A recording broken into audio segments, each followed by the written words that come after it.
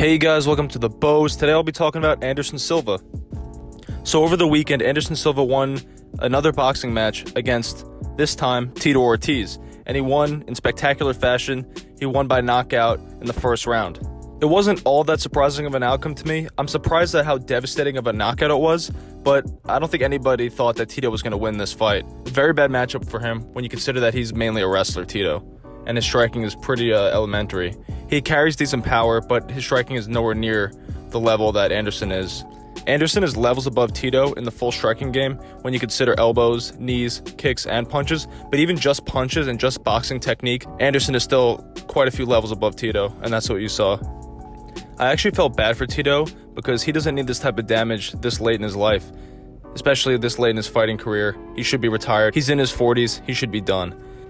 I was very happy to see Anderson get a win, though, because he's a real classy guy, a real martial artist, and he might be a guy 100 years from now, 200 years from now, that people look back and think of as the guy that represented martial arts, because he kind of is that embodiment of martial arts. And to me, he's kind of the modern-day Bruce Lee. His level of success among martial arts in general is just stellar. In Muay Thai, in MMA, of course, he's one of the GOATs. And in boxing, he's doing real well right now. I know people asked Jake Paul if he would fight Anderson Silva.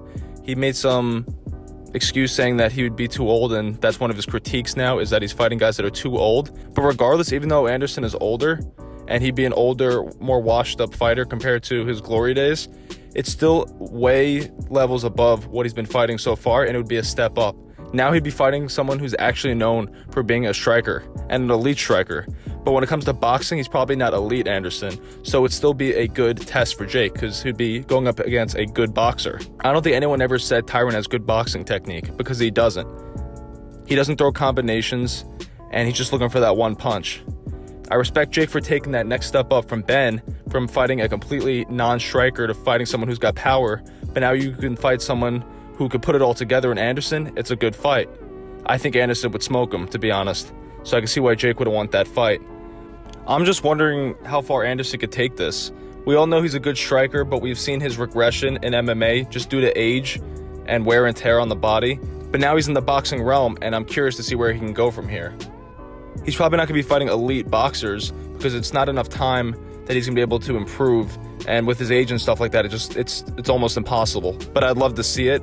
And he beat Cesar Chavez Jr., which was a huge win, someone who's been a world champion, so you could really see how good Anderson is. I'd like to see him fight someone else who's also been known as a solid boxer and a good boxer, like a legit boxer, because I think he could do really well still.